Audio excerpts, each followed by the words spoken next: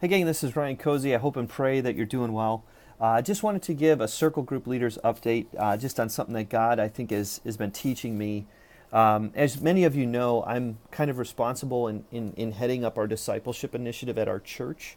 And it's something that I love, and in many ways I hope never to be disconnected from it, because if you've been through the discipleship material, you'll realize like that we've taken some very intentional time to make sure that people understand, look, if you want to join God on his mission in this region, there are some specific things that we think you can focus on in your own personal spiritual formation.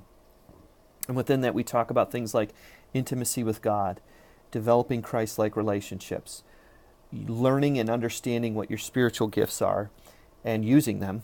And number 4 is knowing that you have a story of grace to share, how the gospel changed your life. And we try to challenge you on how to do that. And so that's the spiritual formation part of being a disciple that we focus on here at the chapel. And people will say, well, there's others that you can focus on.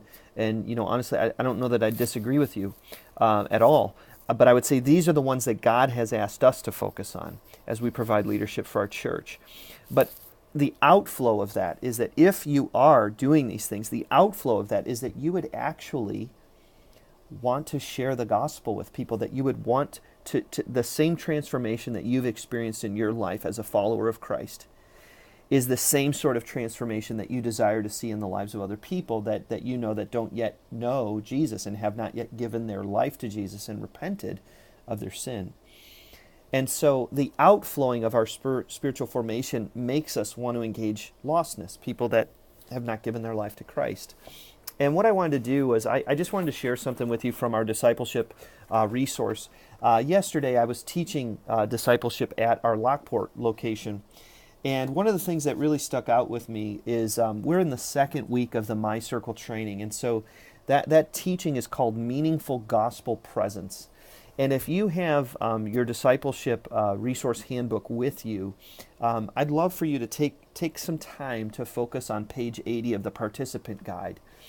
Because in that, what it does is it actually sets up for you a day of the week, and it just says, look, when you look at your Monday, your Tuesday, your Wednesday, your Thursday, your Friday, your Saturday, and your Sunday, how can you be living with gospel intentionality in your area of influence, with your family members and with your coworkers or with your neighbors? There's a variety of influences that God gives us relationally. And so as I was going through this yesterday with people in the discipleship cohort at Lockport, I was reminded again of just, Lord, how are ways that I can be intentional with the gospel in my neighborhood? And specifically, the thing that came up in my mind was I can be actively praying for them every morning. I can pray for people on my street that don't know Jesus, that I long to see them come to know Jesus. So that's one thing that I can focus on. The second thing is a meal. So pray, meal was the second thing. So are there ways that my family and we can open up our home to people on our street better? Can we do that more effectively and with greater intentionality? And or can we bring meals to people on our street? Just thinking about them, making a meal for them, praying over that meal, and then just sending it off to someone that's on our street that it may bless them. And then the last one is serve. So the 3 that I came up with were pray, meal, serve.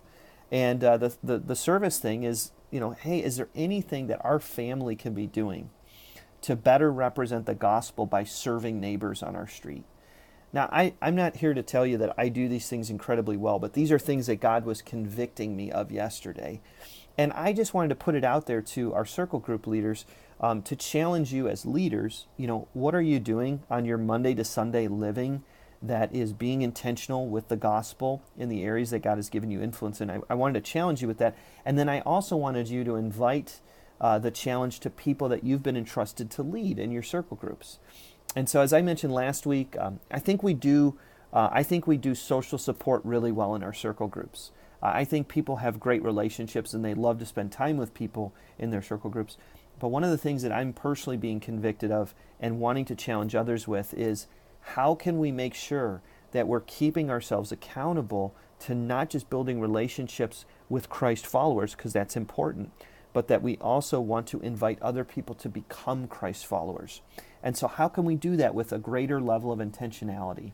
So I pray that this is encouraging to you and it challenges you. And I want to just thank you for your leadership. I really appreciate your commitment to things like this. And don't forget that this resource is not just something that we just check off our list and say, hey, I've been through this resource, I'm done with it. Go back to it.